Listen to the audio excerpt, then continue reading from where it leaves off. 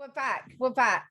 Okay. Hello, ladies. Hello, ladies. I am here with the gorgeous Jamie and Brice, and we are going to be doing the second part of the fifth agreement. So I'll introduce the one we're going to be talking about in a minute. But before we do that, how are you both doing? How are you doing, Jamie?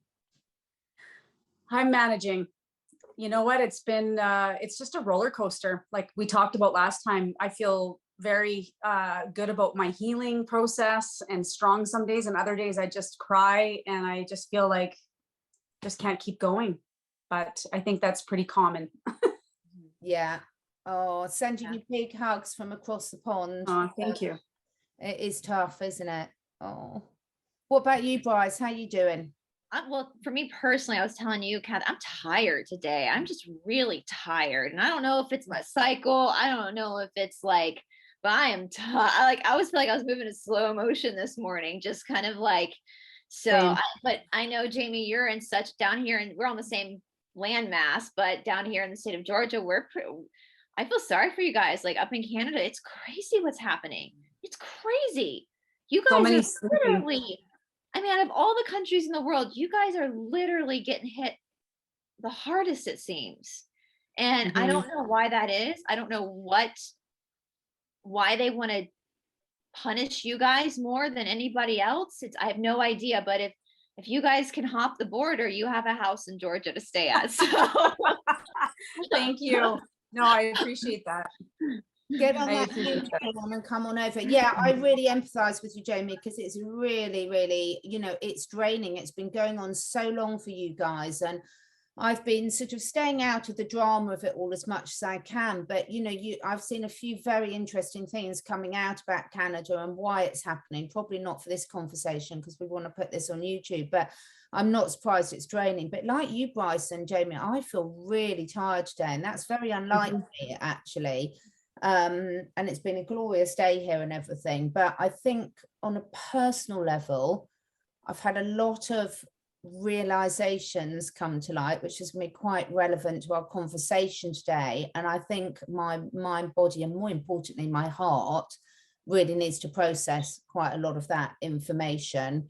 And I think what I haven't done is allowed myself the time to take some time out to do that. So I think my body's telling me I need to. So, but on a happier note, we've got some fun topics. I'm putting my lovely old lady glasses on because I keep losing my good ones. Perfect. So I've got here the fifth agreement, a practical guide to self-mastery. Now, I think most people are familiar with this book, and we will put the link below, follow up to the 4 agreements. And about a week ago, Jamie and I, because Brice wasn't very well, we did a lovely chat about being impeccable with your word, which is really important. So the second agreement that we're going to be having a discussion about today, and I'm grinning because it's so relevant to me personally, is don't take anything personally. So I'll read the description, ladies. So hard. It's so hard. This is such a laugh. We're going to have a laugh discussing this. So don't take anything personally. Nothing others do is because of you. What others say and do is a projection of their own reality, their own dream. When you are immune to the opinion and actions of others, you won't be the victim to needless suffering. Sounds easy, doesn't it? It sounds glorious. When you read his book, you're like, well, see, if I just did this, if I just lived by this, I know. But then you get caught in an experience, you're going, and you forget to remind yourself of these agreements. That's the thing, right? Like we know what to do, but when you're in the experience, you completely forget because you get caught up in the emotions of it or the attack. You're getting attacked, right? So, yeah. And it's well, there's value in what some people's opinion of you. There's or what somebody said, and I say that because when I lived in Los Angeles, I remember this old lady telling me once, what other people think of you is none of your business. Yeah. And I remember when she said that, it like I was in my mid-20s, I was super young. And I remember it struck me and I was like, she's right. Yeah. I was like, because you think about it, and I tell this to my students all the time when we talk about the brain, like if you put yourself in other people's shoes, like everybody's so worried about their self most of the time, they're not even thinking about you anyway. And a lot of times when they react, it's just a reaction. But when it's somebody that you care about and you care about their opinion and you care about how they think about you because you love them, or you have a respect for them, that's when it starts to get emotional, you know. You can let go. The guy that passes you on the car on the freeway that flicks you off, you can let go of that pretty quickly. But when it's someone that you actually genuinely love does something hurtful to you, that's when it can cause a trauma, right? A response in you. So it's hard. It's really hard, a hard thing to practice.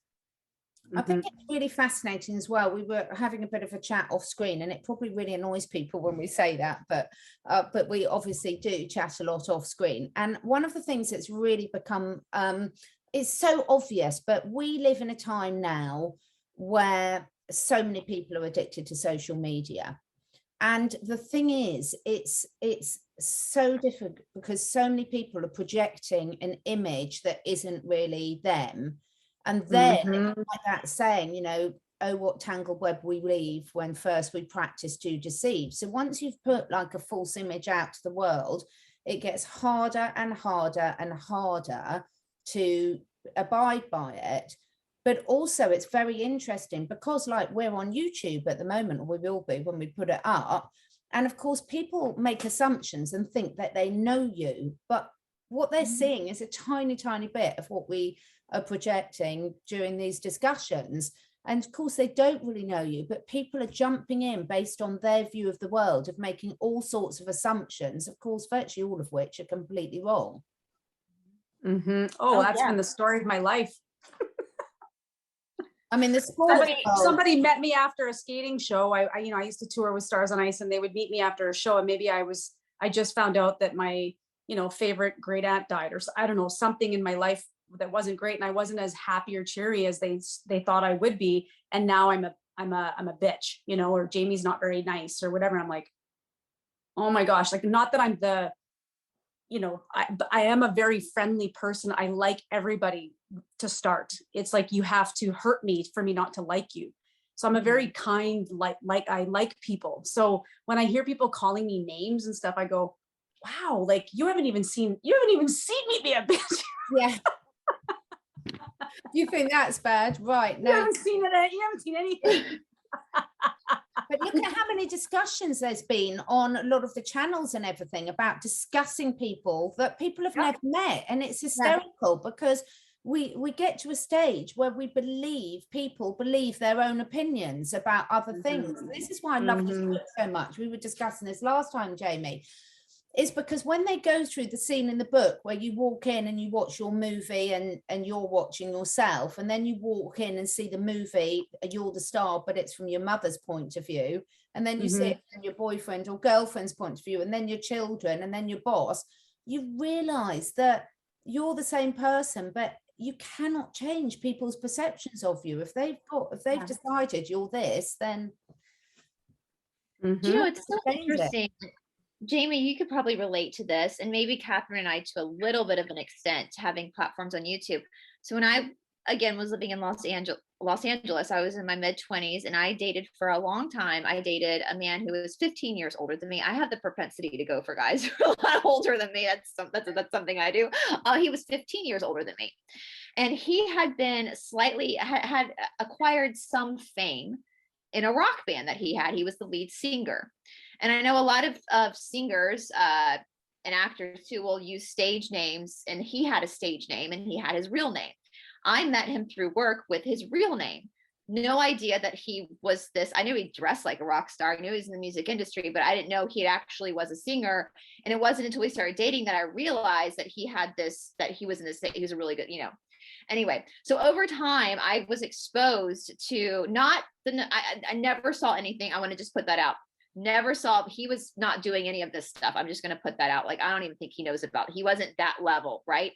But he said something interesting to me once, because I had so many weird experiences with like his fans and all this kind of the dynamics. And I often thought I was going to write a book, +1, a good girl's guide to dating a rock star or something, because of all these weird things that had happened. And he said to me once, he said, one thing I learned at a really young age was I don't date my fans and I don't become friends with my fans.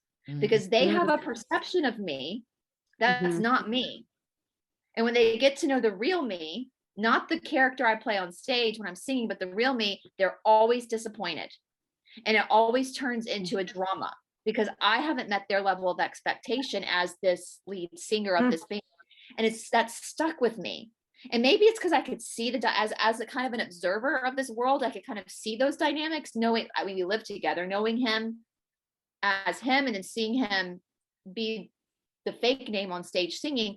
I saw that different dynamic. So it always stuck with me. And I'm sure, Jamie, you probably experienced some of that too, when you would meet your fans and maybe they expected something out of you because of their own perceptions and their own imagination versus who you really are. And I think, Catherine, on a little bit of an extent, we've experienced that because people who watch us, some people might perceive us as one way when we're really not that way. Oh, we lost Jamie. Oh, Jamie's been having lots of internet problems today. Oh, you're back. Well, now that I'm on my phone, I just got a call. So this is what's going to happen. Yeah. I'm going to get phone calls or something. So my apologies, ladies. But to answer your question, Brice, I think what I've experienced is I'd like to think that I was always my authentic self on the ice and off the ice. Like I pride myself in that. And I'm proud that I can just be me. I don't play two roles. I don't play an actress on the ice and I'm a different person off the ice. You see what you get with me always. And yeah, I'm human. I have days where I'm tired or grouchy or frustrated, or I've gone through loss and I'm sad. And so people might, feel something from me on that particular day, or my energy's not great. But in general, like I it's funny you said you could relate. I actually can't relate to that because I know that a lot of singers do that. I know that, I don't know them personally, but I know that they've talked about that they play a certain way on the stage and then off the stage they're like complete introverts or something. And I'm thinking, well, how do you do that? Because my personality came out on the ice, like my love and my passion for skating and life always, I felt, was I projected that on the ice. So I think for me it was more that when they would meet you in person, some people wanted more of you. They wanted more and they got a little greedy.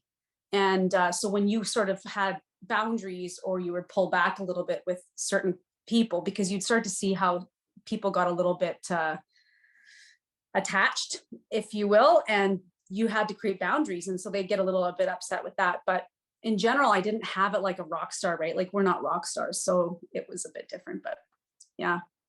Yeah, it was just that stuck out to me because just him saying that, how, and I guess, and it's like when people are watching someone as a lead singer on stage, or their favorite athlete, they have an idea of who these people are that fits into their world. Yeah, exactly. But that's not, you've put that on that person. And I remember him telling me once that a girl he briefly dated who was a fan was like so offended that he played video games to wind down. Like he'd come home and play video games. Like that was like so awful to her, that like he wasn't living that like rock star, like raging until the sun came up. Like he would come home after a show and like would have to wind down by playing video games just to call. And he was like, it was like, it just broke her that was what I did. Like it broke her. It just was like this meltdown because she had this idea of who he was. And I don't know, maybe that story, maybe because of it being on YouTube now and all that, but you can't, it's like what he's saying, that perception of everybody has of you. Mm-hmm. You can't control that. You can't control how somebody else sees you. And a lot of times they see you through the lenses of their own reality anyway. And reality is different for every person. And so, you know what, I was sorry, Catherine, I was just going to say, I think the hardest thing right now, and maybe I'm skipping ahead from what you're talking about, but I think the hardest, don't take things personally, is we're being challenged or tested right now with being awake. And because I have a presence on social media, but I only want to be there right now to stand up and show others that I'm standing up for humanity, not myself, obviously my kids and their future, but humanity. I care about everybody. And I just get, and it's less and less obviously now, but I get ridiculed there and massive judgment. And so I've literally had to talk to you guys about this, and many of my awake friends, like, how do I handle this? Like I called Theo Fleury, who's another truther here in Canada. I'm like, he's got 300,000 followers or something. And I'm going, how do you handle this? He said, he told me all his secrets, but he's, you know, he's been called crazy his whole life. So he goes, I'm used to this. But I said, I'm not. I was always put on this pedestal, and I was Canada's little sweetheart or princess with the ponytail and, you know, ice skating and blah, blah, blah. And now all of a sudden I'm some wackadoodle conspiracy theorist, white supremacist, and called all kinds of names. And I'm just like, my heart has been broken so many times. I've been gut punched this year, like so many times. I'm like, how can people think this of me? Like, but you know, we know that we're on the right side of this. I guess I keep telling myself, like, you know, that we know this is going to come out. We know that God always will present the truth. And it's just the patience of waiting in that. But it's like, I need to be validated. I need to be vindicated badly. And I know that's ego, but I do.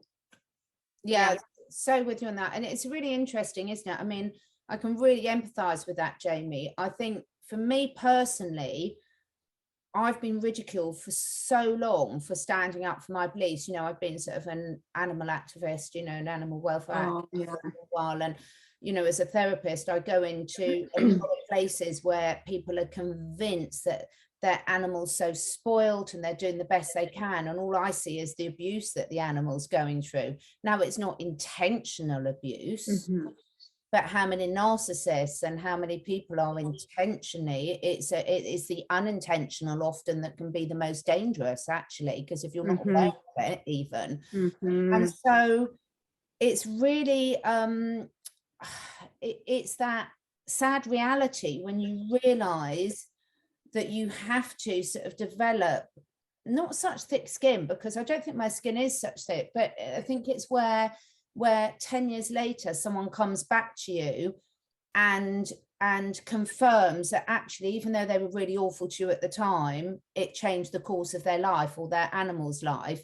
And then it makes it all worthwhile. Again, not from an ego's point of view, but I'll come back to what we were talking about in one of our coffee chats this week, Brice. You know, I've just listened to, I would really encourage anyone who hasn't listened to the Mel K interview with Dr. Andrew Wakefield to go and listen to it. And when I was at the Hoona Flash event last weekend, I was talking about how passionate I was to speak about this, because as a mother, when I had my children, I was so grateful for the mothers that had spoken up against the MMR vaccine and the damage it had done to their children. And they were ridiculed, and the doctors like had their whole careers, not just their careers, taken away. Again, complete ridicule, complete what they went through was absolutely awful. But I, you know, stood there on stage and was saying, you know, that changed my life, because I'm so grateful as a mother, someone had been brave enough to do that, to give me another side of the story that I didn't just blindly listen to. I went and investigated and thought, my goodness, this really resonates. I really agree.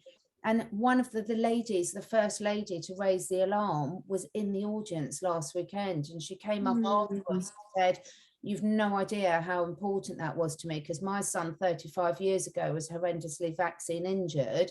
And when I started getting all the abuse for speaking up about this, because these parents, you know, they were about to be admitted to mental asylum, you know, they were trying to blame anything other than admit they were right. And she said, the fact that I now know how many people's lives that impacted. And that's not why we're doing it. We're not doing it for recognition, but we're doing it because you cannot ignore your authentic truth, can you? No more. But how we stop not taking things personally is a work in progress for me, massively. Do you find, ladies, you know, sometimes you've got that resilience when you're feeling physically great, surrounded by people that are really not repeating and having to agree with everything, but genuinely supporting you for the person that you want to be, then you feel you can take on the world. And then other times when it just gets too much. Well, it's like people, you know, I feel like that. I mean, I know there's always been assholes out there. I know there's always been people who are mean, but I feel like, you know, even 10 years ago, people could respectfully disagree with you and it wasn't a personal attack. There was no personal attack. And I know that's what the other side of this does. If they can't win the argument and they attack your character, that's why we all get called racists. That's when there's no evidence of us being racist. That's why we get called all these names. You know, it's like and it's, you know, for me, like when we take some of the issues that we're looking at, my best friend is gay. I support I support gay rights as a person. I don't think there's anything wrong with that's how God made you. I think all people should be able to marry who they want. However, I don't support the LGBTQ plus because of their agenda. There's a difference. There's a difference here. But yet I will be hurled all sorts of names that are very insulting to me because my best friend, who warmed up to Mr. T before I did, he actually liked him, and he's Canadian. I liked him before I did. He was part of me realizing he was not a bad dude. It's just like, so it's like it gets you, it socks you into your moral compass when people personally, you know, because I do actually support gay rights. I do actually support people being able to marry. If you want to change your gender and you're an adult, go right ahead. Like, you do you, boo. That's kind of how I am. Just don't do it to the children. Don't talk about it to the kids. Exactly. Let them be kids. And it's like, but they get you. And so when they start to like hurl those insults, and you're like, but that's not who I am. That's not, I just don't, I can see beyond the veil of what's actually happening here. And so it does kind of get you, and it gets you in that moral fiber of who you are as a person. That's when you have a hard time not taking it personally. I'm not racist. I'm not a bigot. I'm not any, I just want people to be able to do what they want to do as adults, leave children alone, and live in peace. That's what I want. Everybody in the United States, in our Constitution, it says everybody has the right to pursue happiness. So whatever happiness that is for you, if that's living on a commune and walking around naked all day with a bunch of wives and husbands and being polyamorous, cool, you do you, as long as everybody's happy. Don't involve children, you know. But when people get you at that moral fiber of who you are, that's when I have a hard time saying like, no, but that's not, you're twisting my words, you know. Well, because they're projecting their own thoughts, beliefs, and reality to you, their own on you. And it's like, because they believe what they believe, so now all of a sudden the rest of us that don't believe what they believe, we're just horrible people. And this is very interesting, this whole all the belief systems. It's like, well, what is truth? It's not about right and wrong. But I think you're right, Brice, like we used to be able to agree to disagree, or we used to have conversations, and now that it's just like in a massive attack. But I've literally had to remind myself over and over again that when people are projecting these horrible hate messages at me, it's like, that has nothing to do with me. Yeah. That's not my stuff. That's their stuff. Because I don't behave this way. I mean, I've seen a lot of messages on Twitter, social media, wherever, that I'm like even just promoting things that I don't agree with. And I just sit there and I'm like shocked, or I'm frustrated, or I'm angry even, but I just keep going. I don't post a comment that's rude and attacking them. I don't ridicule them. I don't gaslight them. I just move on, because I go, they're allowed to have their thoughts. And I sit there and I go, why do people come on my page and throw hate stuff at me? Like, I'm so embarrassed that I used to be a fan of yours and whatever. I'm like, just stop following me then. Like, why do you have to be here? You're torturing yourself, because you know what you're showing me? You're showing me your true colors and who you really are about. Like, I go, that's not my stuff. No, I think that's a really important point here, though, because we say that you were allowed to have those conversations, but you weren't. It's just that we didn't all know about it as the member public. Because if you look at what happened to David Icke, Andrew Wakefield, anyone who's tried to introduce a new cancer treatment, Dr. Judy Mikovich, these people were persecuted. A lot of them were actually killed. A lot of naturopaths have tried to stand up against the pharmaceutical industry. It's just that we didn't have the channels to know about it. And now it's so easy to be a bully behind closed doors. I mean, when you look at what's happened to all these people over the ages, look at what happened to the witches back in the witch hunt days. So it seems to be a really particularly nasty characteristic of humans. I've never heard my cats or dogs speaking to each other like that. So quite seriously, but it is interesting about how now it's so easy to be a bully behind closed doors, you know, because people can post anything anywhere and not have to take responsibility for their actions. But when I was listening to the Andrew Wakefield on the Mel K show just today before we came on, it was fascinating to hear what he said. They actually put in one of Rupert Murdoch's sons to actually really go for him and get him taken out. So the big boys club, the governments, the the people that make the decisions, the people who run the banks, they took the people's funds away, they shut them down, they ruined their careers, they got them struck off. But because it was so rarely heard about, people, you know, there's this human characteristic where there's, you know, no smoke without fire, but actually there's loads of smoke without fire when it comes to character assassinations, aren't there? Yeah. You know, it's interesting. I think I've spoken about this before. So when lockdown started, I was already a Mr. T supporter and all that kind of stuff. I was already following the military back channel, but I wasn't vocal about it. And being a business owner, it's probably best not to be, because you want to welcome, everybody's welcome, you know. But when lockdown started, I had started my own program up in the suburbs, and because it was a new studio, it shut down. So overnight, my program was gone, all this work. And of course, that's what put me on YouTube. Like, so there's always a reason for everything. And I'm super grateful that actually happened now. But when I started doing YouTube, I started speaking out about my opinion and my beliefs as to what was happening.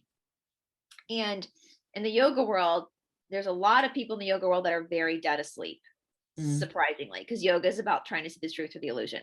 Surprisingly, but human nature, right? Human nature. You can bring a horse to water, but you can't make him drink. And there's this one woman that had been sending me, she lives in Ohio, she's in the community, but she'd been sending me very abusive messages on Instagram. And I finally just blocked her. Like, I just blocked her. And then I asked her, she still started to kind of try to send me messages, and I asked her to stop contacting me. And then after the thing that happened in January happened, I got a hurl of abusive messages from her telling me that she was going to turn me into our teacher to have my authorization taken away because I was a Mr. T supporter. And it was so intense at that point because I'd worked so hard to obtain that author. I had the only female in the whole state to carry this. It was a lot of physical demands, a lot of traveling back and forth, spending long periods of time in India, you know, really took a chunk out of I gave up a lot to be able to do that. And I'm really grateful for the opportunity. I'm not sad I did it, but to have someone threaten me that way because she doesn't agree with me, because I voted Republican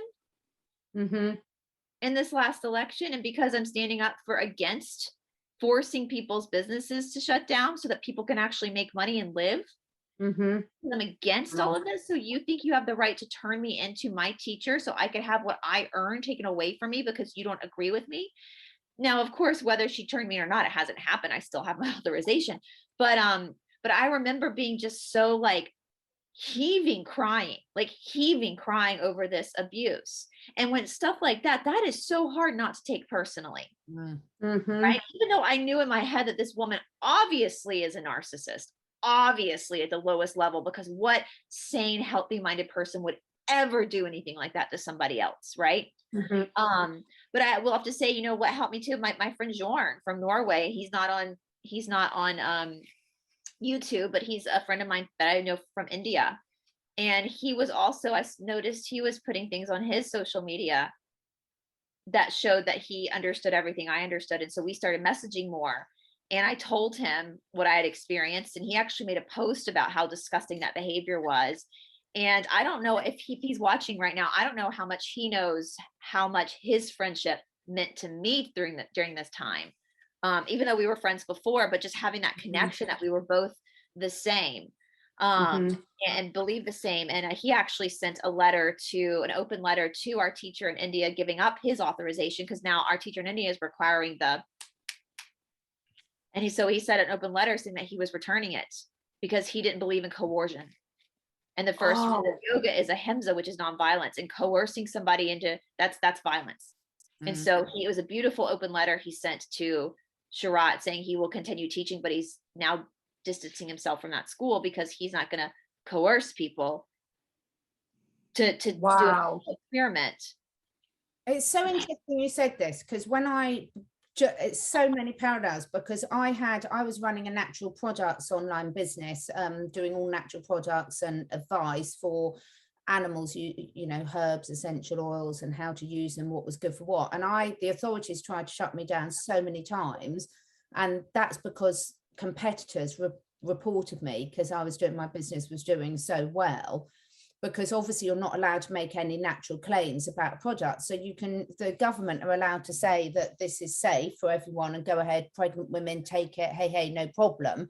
But I, as a business owner, was not a very, very well qualified one, was not allowed to say that milk thistle is good for your liver. I mean, it's so laughable.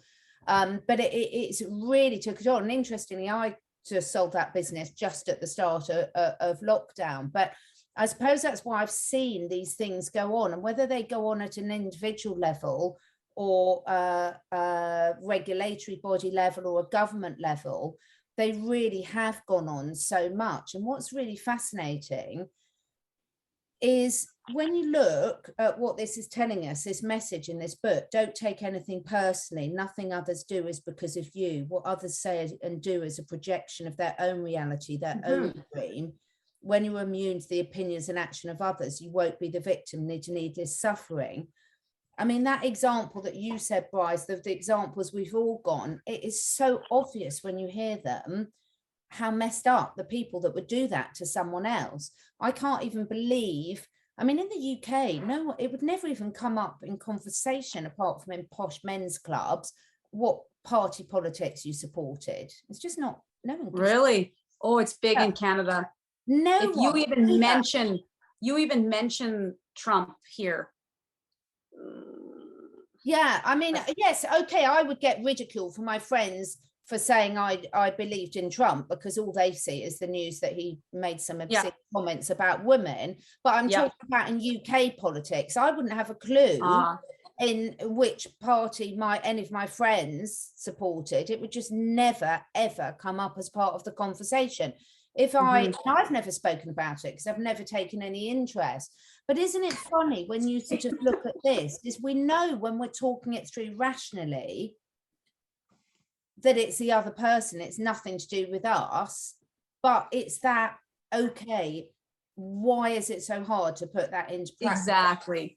And what tools and techniques work, you know, when do we find that we cannot take it personally? What physical state, mental state are we in when it doesn't affect us, as opposed to those days when it really does? I think, Brice, if I can start with my personal experience of this year, I've been gaslit, ridiculed, shamed, you name it, like up the yin yang. Like it's been so incredibly difficult. I don't know if I've gone through a lot of hard things in my life, but this year it's the worst. And I think what I've learned is when I'm experiencing that kind of behavior coming towards me is that and this is not easy, and I'm not saying I'm even good at it, but I think what I'm trying to teach myself is to become the observer. Like literally when let's say you get a text message from somebody that's gaslighting you or ridiculing you of something you need or want or said.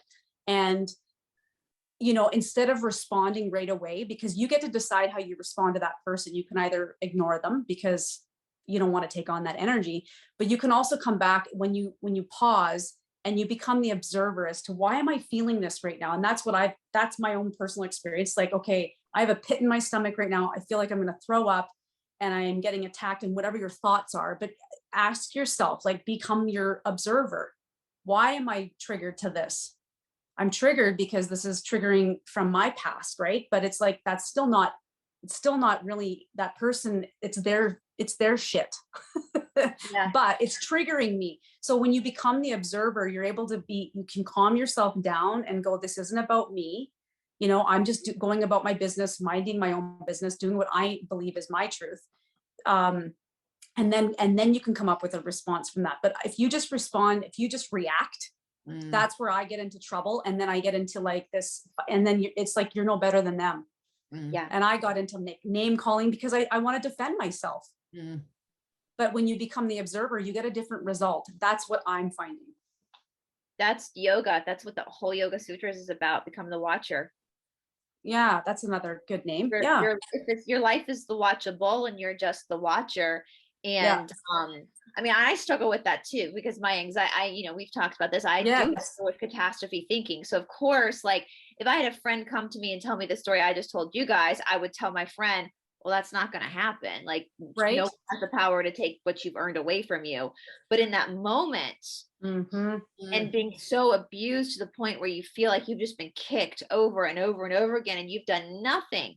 it's like I get hurled a lot of abuses from the church because I'm reading the missing books of the Bible. So I have these Christians come on. I had one person send me an email saying that I should be arrested and sent to Gitmo and executed for promoting yoga. I mean, the audacity, the absurdity. And I understand that that's coming from a person that's extremely programmed, extremely mind controlled by another puppet of this. But when I get that, and I just stopped reading those emails, but then I was thinking, but I'm not going on these church YouTubes. I'm not going on these YouTube and writing comments. Like, I'm not, you can do you. I'm just, if you don't like what I'm saying, don't come to my channel. Like, I'm not on my channel and doing this stuff, and then don't get mad when I block you. You know, like yeah, it's such a good point you both made there. I mean, become the observer, the watcher. I haven't heard that. That's lovely, Brice. Is so important. Now, I'm a very reactive person. I'm sure I must be Italian, really. So, and it's taken me a long while, folks, to learn to slow down that reaction. I don't always get it right, but most times now I do get it right. And you know, when I do that, I now find 9 times out of 10, when I'm feeling physically weak and a bit overtired and, you know, then I will go into reactive mode. But when I don't, now when I step back and look at it as the observer, I can actually laugh about it. It's ridiculous, but it's taken me a long while to get there. I will put my hand up and say and it still is obviously a work in progress, but I'm much better at it. But it is hysterical, Brice. You know, none of us, I wouldn't, you know, you don't go and look at someone's Twitter. You don't do this. It just doesn't trigger me, because why would I watch it? Why would I watch it and then sit there and criticize? But I remember Wayne Dyer saying in one of his books that, you know, most people spend their whole life looking for something to be offended by. Genuinely think that's true. Now, when you literally mind your own business, as in your attention is on your self-development, your life, your happiness, your joy, your family, you don't have time to sit there and criticize other people. And we all know that you only slip into that behavior when you're actually really unhappy yourself. Yeah, for sure. It's just amazing. I just like, what do these people think once they've written it? I mean, do they sit back and think? I mean, honestly, it's like the people that criticize you, Brice, for doing hours and hours of amazing research and then coming up and you very clearly say it's your opinion. Every time you say it's your opinion, no one has to agree with it. No one has to watch it. It's a choice. I've had to now start telling people that research isn't witchcraft. Oh, like, at what point do we now think research is witchcraft? Like, but you have to like laugh at that, because it's and it does. And I know, like, every time I see those comments, it does make me, and I do disable a lot of comments now. And somebody did put on the community text that said I was going to be disabling comments, like, well, you're letting them win. No, I'm keeping my peace. Yeah. I was just going to say, we need to remember to come at this with grace and peaceful. And what does that look like for you? Right? Exactly. Because that's the other part for me, is like, I come from love. I'm all love. But when I get triggered, or when someone sends me a horrible message, I'm like you, Catherine, I'm hot, like I'm fire. So I want to be defensive and I want to be argumentative. I want to stand my ground and whatever. But my therapist and I work with alternative therapists, like mediums and different kinds of therapists, to help me heal. And it's all about grace and coming at this peacefully.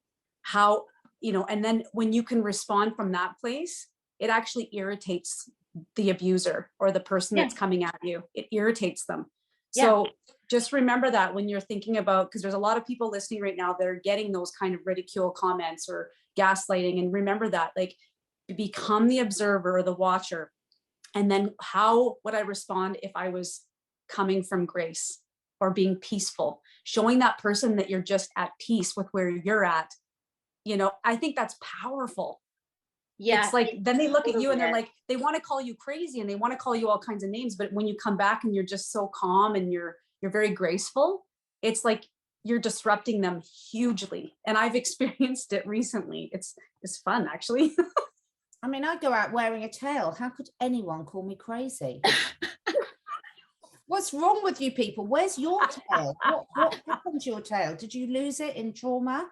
I can talk you through that. Yeah. But yeah, I love that. That's beautiful, Jamie. It is, and it is very, very true, isn't it? It's when you come at it from that point of grace, and you hate that time out. Well, Time out is so, so important, isn't it, to process? They're spewing 3D fear, ridicule, like all that is a low vibration. So when you can come from a higher vibration, love, right, which is part of graceful, is right in there, peaceful, it's all there, and that's a higher vibration. So it's no wonder that it disrupts them. It makes them feel uncomfortable because now they have to look at themselves or look in the mirror, right? Like it's like, oh shoot, I'm not getting to her or him. Somebody taught me a long time ago, like when someone's hurling abuse at you, you just say, I'm sorry you feel that way. Yeah. Sorry you feel that way. And then what can you say? Because that's how they feel. It's not the truth. It's just how they feel. And it's Eckhart Tolle said that once. Do you want peace or do you want to be right? Exactly. Can I exactly. So, but in all seriousness, we were having a chat earlier on, bringing this back.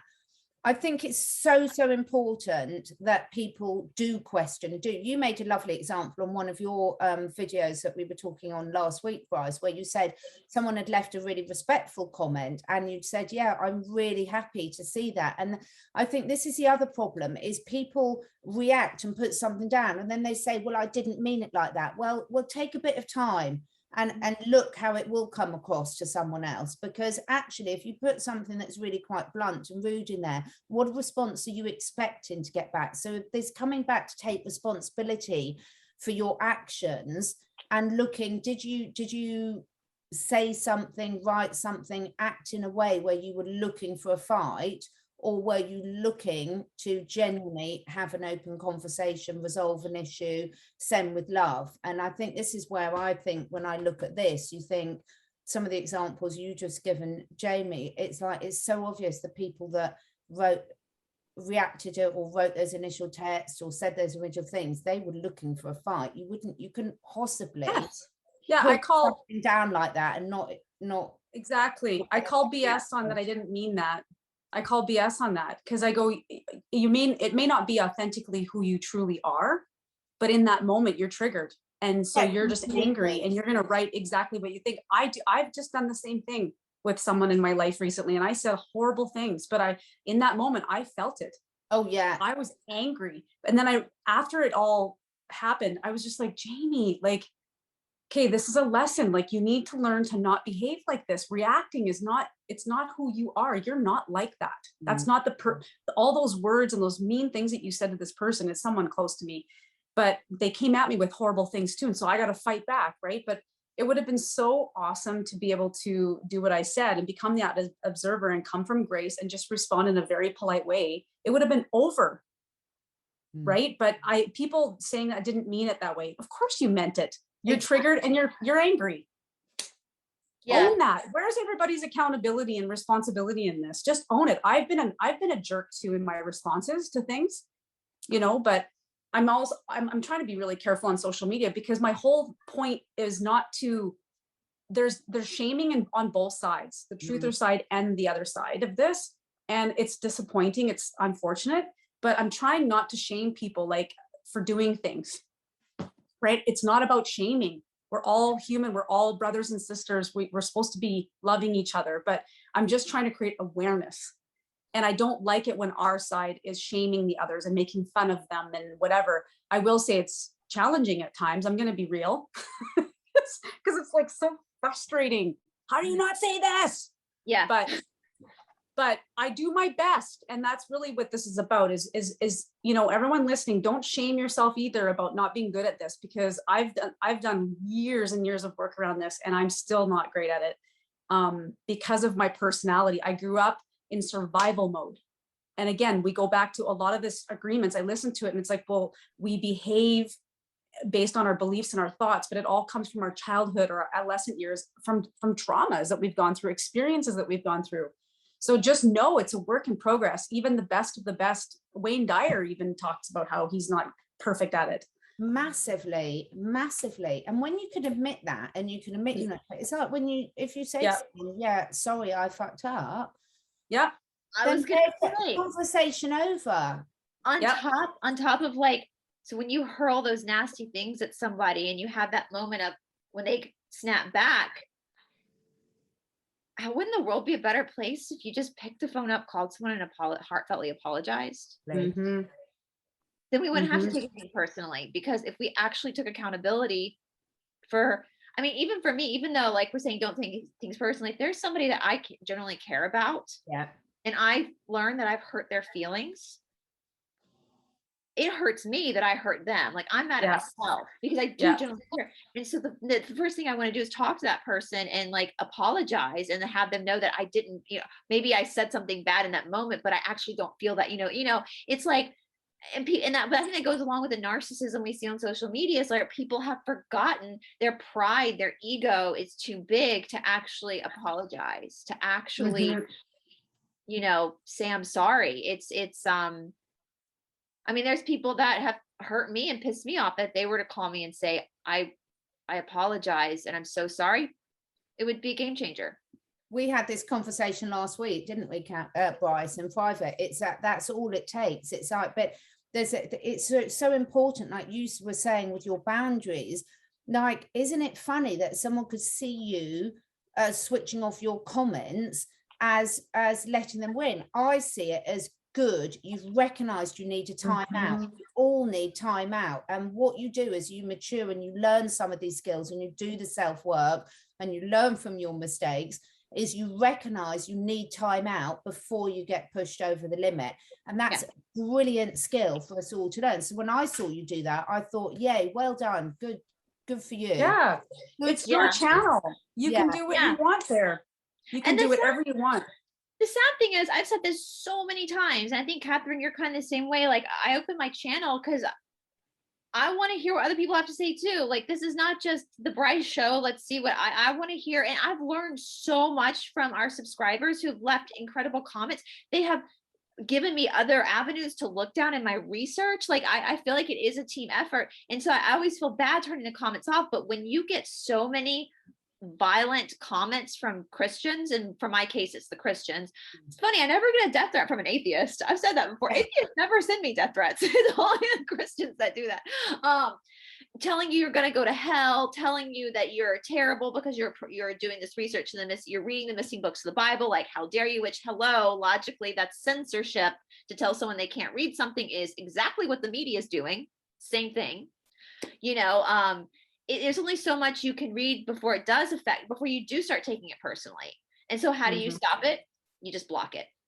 You block the comments for a while so that you can continue putting your best foot forward in your research. So that because at some point, if it came too much, I would just shut my channel down and would stop, you know? And so I don't want to stop, because I actually like doing this stuff. I like investigating this stuff. I like hearing other alternative histories. I like it. I want to keep doing it. And so if, you know, you just have to put that block up for a moment just to regain your sanity, to regain your composure, so that you can put your best foot forward, so that you can continue working for your highest good versus being pulled down to that lower vibration. So that I'm not putting things out just to piss the Christians off. I'm actually coming from a place of, let's look at this logically. Let's look at this historically. Let's look at what we know from the artifacts. Let's look, you know, so boundaries are really important. I had to create boundaries with my, like, people in my family. And it's, you know, you're talking about a social media platform where you're creating a boundary where you don't get to come on here and just be mean to me. If you want to come on and challenge me or share your own thoughts and beliefs and make me think a little different, great, I welcome that. But when they come on and start name calling and just hammering you with horrible things, and I had something similar in my family situation where I literally had to say, I can't have this energy in my house.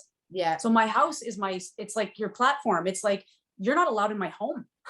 Yeah. That's family. But I said, I can't have this energy and this lower vibration coming into my house. And I was literally sick to my stomach with this person in my home because the energy was so heavy. It was so dark. I was like, why am I? And I told my therapist at the time, I said, I felt like I needed to leave the house. And she looked at me, she goes, so what are you going to do next time? I said, well, there won't be a next time because I've created that boundary. But if that ever does happen again, I will leave. But my ego got in the way, and it was like, oh, you're going to leave your daughter here and your mom's here with your dad. Like, it was like, there's people here, and it would have been, I would have felt really bad or stupid, but that would have been the right thing to do. Get out of that. So what's the difference between that and blocking people who are just being horrible to you? Like, no, thanks. Go somewhere else. I don't want you on here. I'll tell you, and this happened long before the Great Awakening. I don't know if I've ever talked about this on my channel before, but I don't have a relationship with my father, my biological father. My parents got divorced when I was 17 or something like that. And my dad ended up marrying a woman that has not been the nicest to my sister and me. She's done a lot of I can't even get into the stuff she's done to us. Literally gone out of her way. My dad married her without telling my sister and me, and we never met her. So that happened. So the whole thing started off, and I went through, when I was going through my trauma therapy because I had this propensity of getting into abusive relationships, which through trauma therapy, I realized that came from my dad, and what it was though, it's not like my dad, there was some stuff I went through with EMDR therapy that was not that cool, but with my dad, what was really bringing me down was the fact that this woman he married was blatantly doing all this stuff to we would get emails, or I'll use me. I don't want to pull my sister into it. I would get emails from my dad's email account. I knew it. My dad, he's like 6'4". He's got these big hands. He doesn't want to learn how to text. Like he'll call. He's not going to email you. No. He's a veterinarian. He's doing surgeries all day. Like he's not sitting in there emailing you. And I would get these emails after they got married. I would get these emails from my dad's email account telling me that I was a mistake. Like it was my dad telling me this, that he should never married my mom, that we were just mistakes, that our life did. But I would read it and I knew it wasn't my dad because my dad's a veterinarian. He's gone through years. He doesn't make grammar mistakes when he does write stuff. And I would see all these grammar mistakes, spelling mistakes. And I was like, this is not coming from I knew it was coming from my stepmother. But it still would like hurt you to hear from your, it's written like it's from your dad. Anyway, no matter what we did to present to my dad this situation, he's still married to her. And so I, with my therapist, had to learn all this. Even my dad's sister said to me once, you are the only one actively seeking a relationship with your father. My dad's sister said that to me. You are between you and your dad, you're the one seeking. I haven't gotten a birthday phone call, a Christmas phone call since I was 18 from my dad. I'm 39 now. So I had to, with therapy, learn that instead of chasing after this, I had to put the boundary up. And so I do not have him in my life. I do not have him in my life. And you know what? The other night, actually, I was thinking about this because I have an incredible stepdad. My mom's husband, they got married after we were adults. So it's a very different dynamic than if we were kids. But Bill is amazing. And I know that if anything were to happen to my mom, knock on wood, that my sister and I would be welcome in that house anytime. It's our house too. Like he's so loving. My nephew and nieces call him Pop. I don't think they even realize that they're not biologically, he's just such an incredible, so I'm so grateful. But I was actually sitting here the other night and I was thinking about my dad, and I was like, because now I'm just so used to not having him in my life. And I had my grandparents. I loved my dad's parents, but I was like, you know what? I have learned so much from that one relationship. I'm actually grateful that because it's taught me. It was thank you for giving me that. Thanking for, as our friend Shanti says, allowing me to transmute that energy and to work and use it as a catalyst to work on myself and to work on my wounds. Because what you've done to me, I can't control, but I can control how I react. And I can control. And I was sitting there and I was thinking about it. I was like, if I ever were a stepmom to a daughter, I would probably be the best effing stepmom to that daughter, because I know what that's like to have a crazy stepmother, and all the lessons I've learned. So when you put these boundaries up, it's not that you're bowing out and being a baby. You're actually taking time to transmute what you are taking personally, and therefore make it something that's taking that, as Shanti says, that lead and turning it to gold. And it's every time I put those, what we call, I guess in therapy, they call it hard, they say you have hard boundaries and you have soft boundaries. That now has both, my dad has become a hard boundary.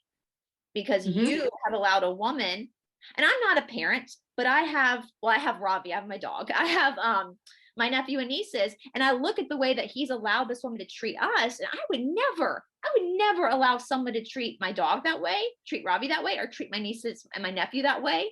Like never. Yeah. But Brice, to interrupt you, do you see how we take that personally? How could my dad choose this woman over me and my brother or my sister? Like I have a brother, and I went through this with my dad's second wife. And I remember looking back at it and going, how could he choose her? And we're hurting, and he's choosing her over us. But we take that personally, right? And now as an adult, you can actually sit back and go, it's not about you and I. This is about your dad's trauma. And he's attracted this woman into his life, their souls. You know this better than I do, right? Yeah. Because they haven't learned their lessons yet. Yeah. He has wounds that he hasn't fixed. Exactly. But that doesn't mean that my wounds can't be. I've fixed my wounds now. But you and I've done the work. Mm-hmm. Yep. And so, yeah, absolutely. And so, but if I had never put that boundary up, I don't think I would have done the work, because I would have constantly been in this hamster wheel of over again. Yeah. And the fact that I put that boundary up, it stopped it.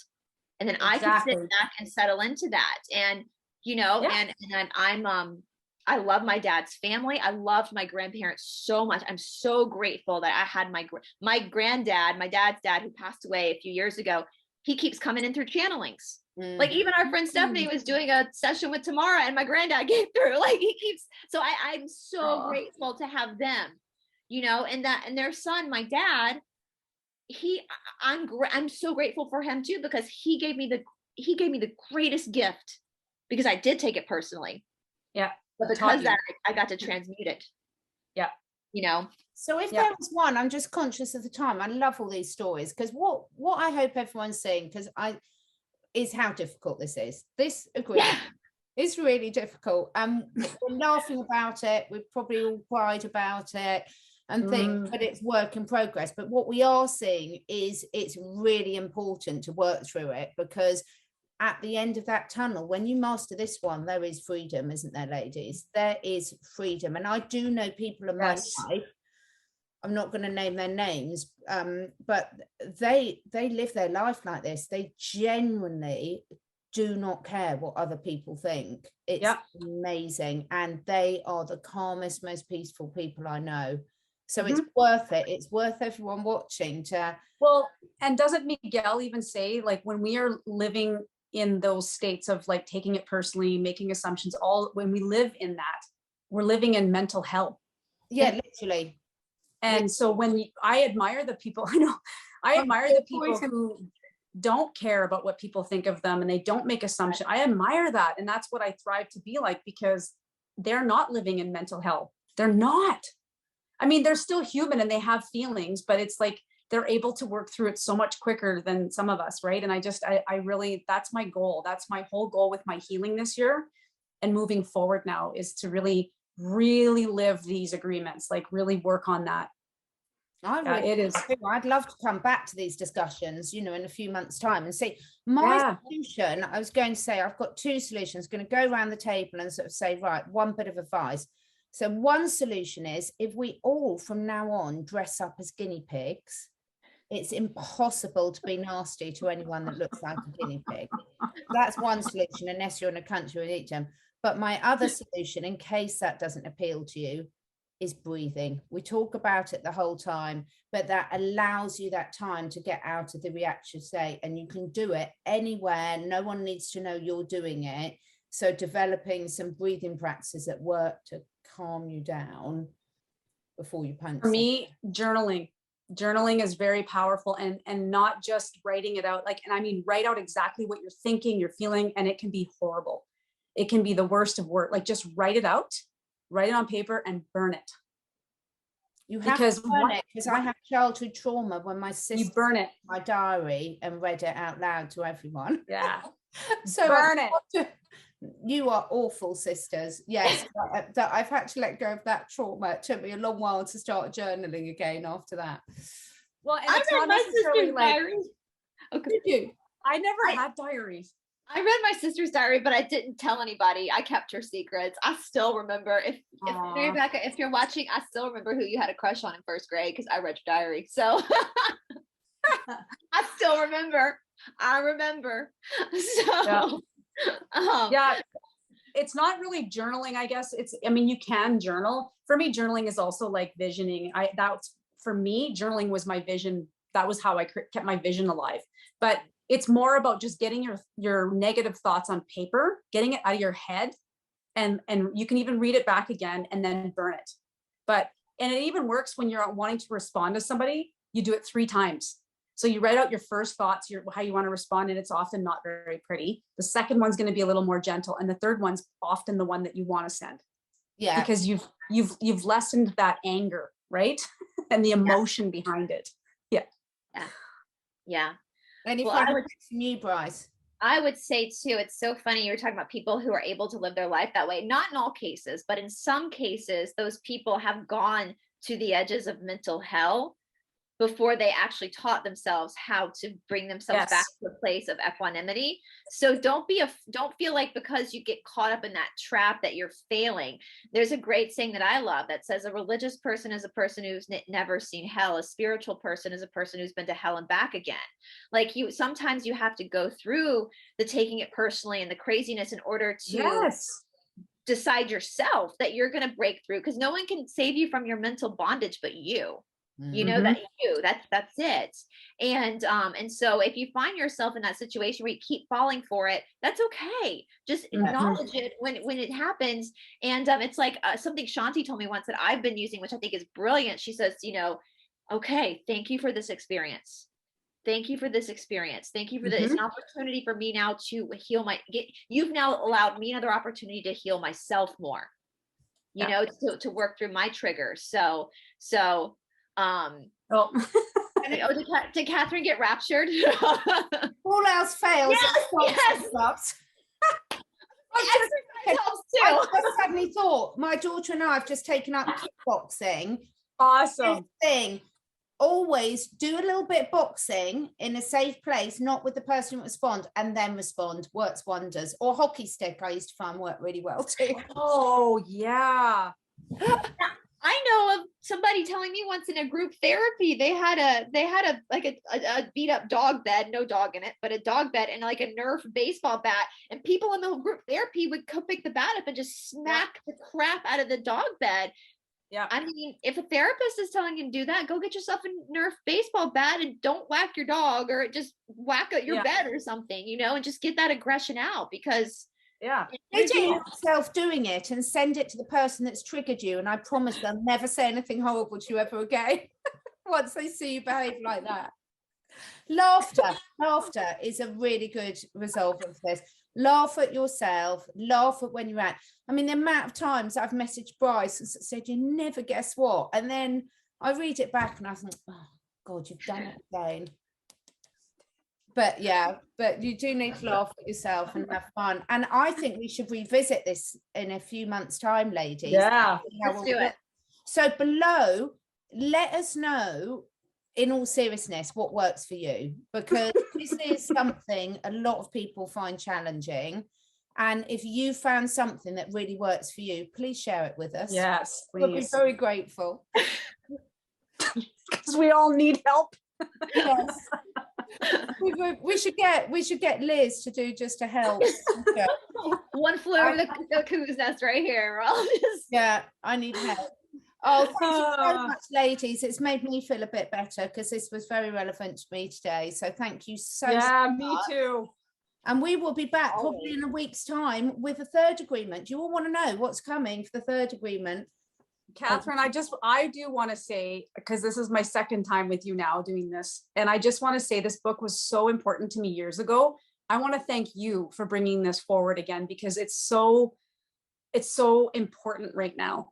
It's always important, but this is a really difficult thing we're all going through. And I just think that if we can really tap into certain tools or whatever we call this, principles, it would be really helpful. It'll help. It's not going to solve or fix or whatever, but it helps us navigate.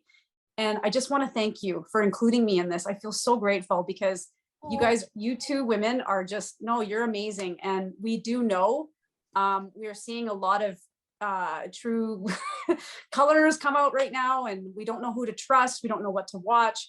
And you girls are the real deal. And I just want to say thank you from like my whole body, not just the bottom of my heart. But thank you for including me in this. Oh, we love it. We love it. It's so, you know, this is my therapy session. And it is so important though, because as you say, we all have these things sitting. I will put the link below. I think a lot of people have probably got a copy sitting on their bookshelf anyway. And this is what it is. It's like this is why we all do the work.